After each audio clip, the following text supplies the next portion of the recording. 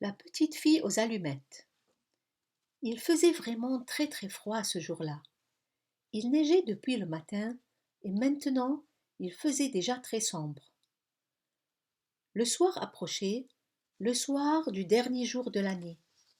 Au milieu des rafales, par ce froid glacial, une pauvre petite fille marchait pieds nus dans la rue.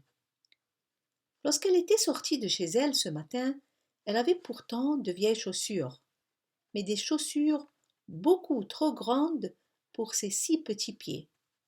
Aussi les perdit-elle lorsqu'elle courut pour traverser devant une file de voitures. Les voitures passaient, elle voulut les reprendre, mais un méchant gamin s'enfuyait en emportant l'une d'elles en riant, et l'autre avait été entièrement écrasée par le flot des voitures. Voilà pourquoi la malheureuse enfant n'avait plus rien pour protéger ses pauvres petits petons. Dans son vieux tablier, elle portait des allumettes. Elle en tenait une boîte à la main pour essayer de la vendre.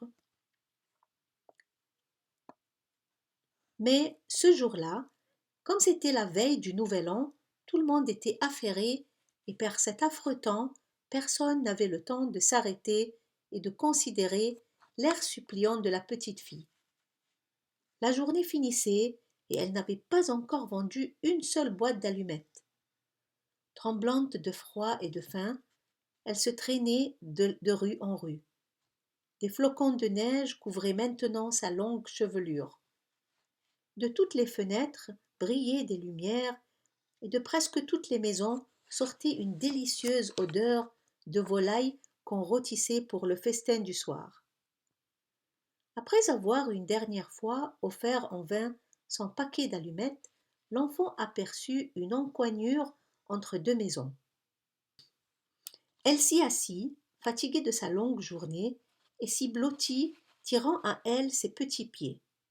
Mais elle grelotte et frissonne encore plus qu'avant, et cependant elle n'ose pas rentrer chez elle. Elle n'y rapporterait pas la plus petite monnaie, et son père la battrait.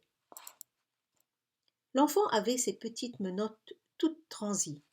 Si je prenais une allumette, se dit-elle, une seule pour réchauffer mes doigts. C'est ce qu'elle fit.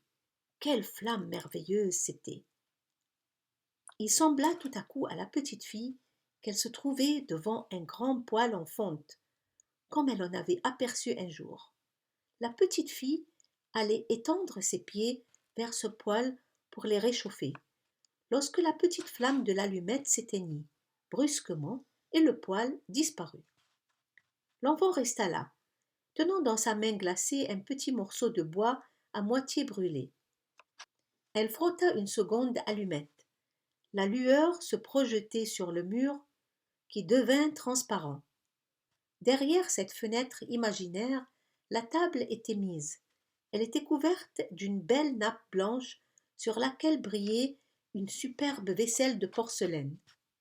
Au milieu s'étalait une magnifique oie rôtie, entourée de pommes sautées.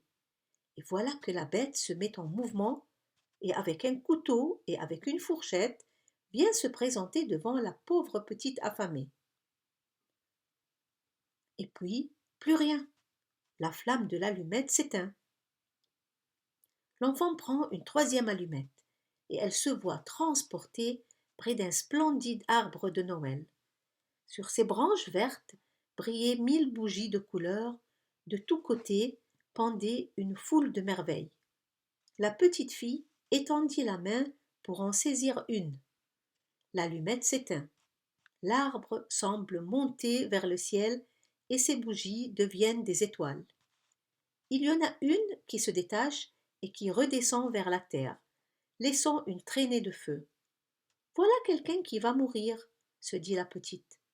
Sa vieille grand-mère, la seule personne qu'il avait aimée et chérie, et qui était morte tout récemment, lui avait raconté que lorsqu'on voit une étoile qui file vers la terre, cela voulait dire qu'une âme montait vers le paradis. Elle frotta encore une allumette. Une grande clarté se répandit, et devant l'enfant se tenait la vieille grand-mère. Grand-mère, s'écria la petite, grand-mère, emmène-moi. Oh, tu vas aussi me quitter quand l'allumette sera bientôt éteinte. Tu vas disparaître comme le poêle si chaud, l'oie toute fumante et le splendide arbre de Noël. Reste, s'il te plaît, ou emporte-moi avec toi. Et l'enfant alluma une nouvelle allumette, et puis une autre, et enfin tout le paquet, pour voir sa bonne grand-mère le plus longtemps possible. Alors la grand-mère prit la petite dans ses bras, et elle la porta bien haut, en un lieu où il n'y avait plus ni froid, ni faim, ni chagrin. Le lendemain matin, les passants trouvèrent sur le sol le corps de la petite fille aux allumettes. Ses joues étaient rouges, elle semblait sourire.